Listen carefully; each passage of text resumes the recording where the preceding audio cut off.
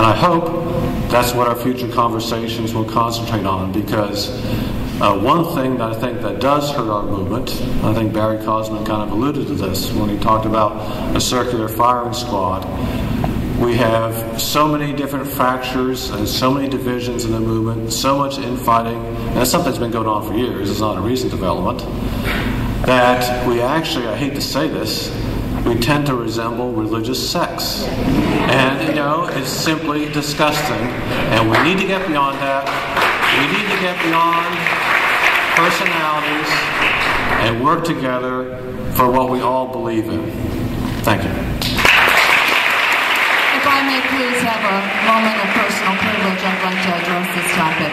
My name is Tony Van Pelt, and I opened the Office of Public Policy for the Center for Inquiry, and I was let go on June 1st due to a lack of fundraising by the current CEO. I'd like to say two things.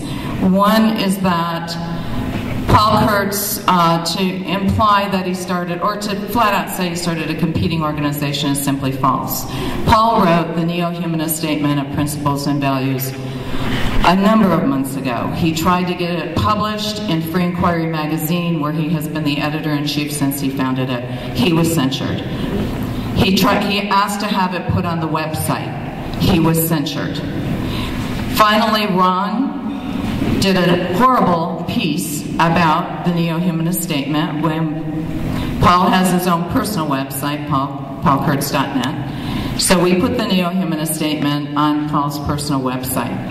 And the most that Ron would do was introduce the Neo-Humanist Statement in his blog in an attack and then put a link to Paul's personal website. Paul has been censured. They allowed him to keep the title of editor-in-chief and essentially removed all authority that he had. It was the same thing with the chair. Once Ron was appointed the CEO, Paul Kurtz does not visit the Center for Inquiry. He does visit it to visit with staff, many of whom he has a wonderful relationship with to this day. However, he goes there primarily to do research for his books. He published 2 books last year. He has 2 books coming out this year. We have extensive libraries, a collection due to Paul Kurtz and his hard work. And he uses those libraries to do his work and to do his research. He does not necessarily do that during normal business hours. I really don't understand, Ron and the rest of you, what you think Paul will do there after hours. I have not a clue if you think he's going to burn the building down. I don't know if you have sensitive documents. I do know you have locks on all of your offices, and you can lock those if you're concerned about it. But I really do want to set the record straight. Paul Kurtz was driven out of this organization.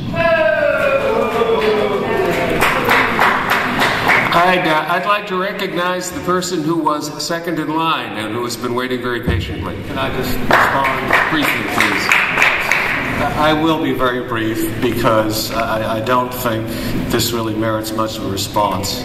I'll just mention a couple of things. First of all, the idea, I've seen it now in several blogs. There was a blog, I think, that talked about Paul Kurtz being expelled. Paul Kurtz voluntarily resigned all his positions. That is a fact. If you doubt that fact, then you should ask Paul Kurtz what it was that actually forced him out. Who forced him out? Who applied the pressure? What pressure was applied? I don't think you're going to get any sort of answer that would amount to anything that would amount to coercion or duress. This was a voluntary decision made by Paul for reasons best known to him. I think in his resignation statement he felt that he said, I am a director, but I don't think the other directors are listening to me. That's fine. I mean, that's his decision. But the idea that someone applied pressure, I have seen nothing to indicate what type of pressure that is. And again, I would ask people, we are known to use our critical reasoning. If we're going to use critical reasoning, we should ask for supporting facts. Wait, please, if we're going to have an orderly session, I would ask you to respect the rules. I have the floor right now. Secondly, the idea that Paul Kurtz has been censored is frankly ridiculous. If you look at all the blogs that have been put up, that Paul Kurtz put up, over the past couple of years.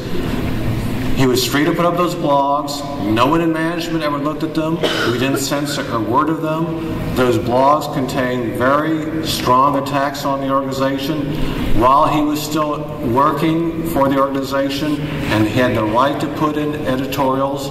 He put in editorials that contained very strong attacks on the organization. So the idea that he's censored is absurd. With respect to the neo-humanist statement, I believe, I forget what the words that Ms. Van Pelt used, make a vicious attack. I actually, if you look at the blog, and it's still in existence, I said there were many things in the neo-humanist statement which I found to be of value.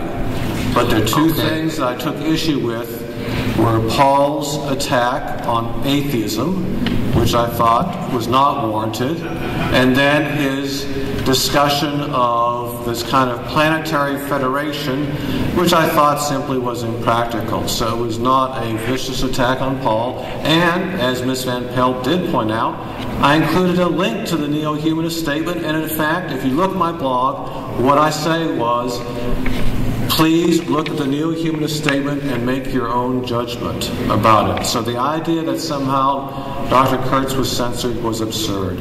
I'll leave it up to the chair of our proceedings here, but I think we should maintain the order of questioners, and I don't think Dr. Kurtz was the next in line. I think it was someone else. Paul, really sorry.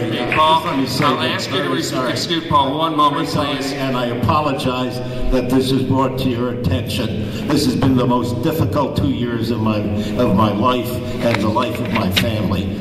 But in any case, I did explain why I resigned.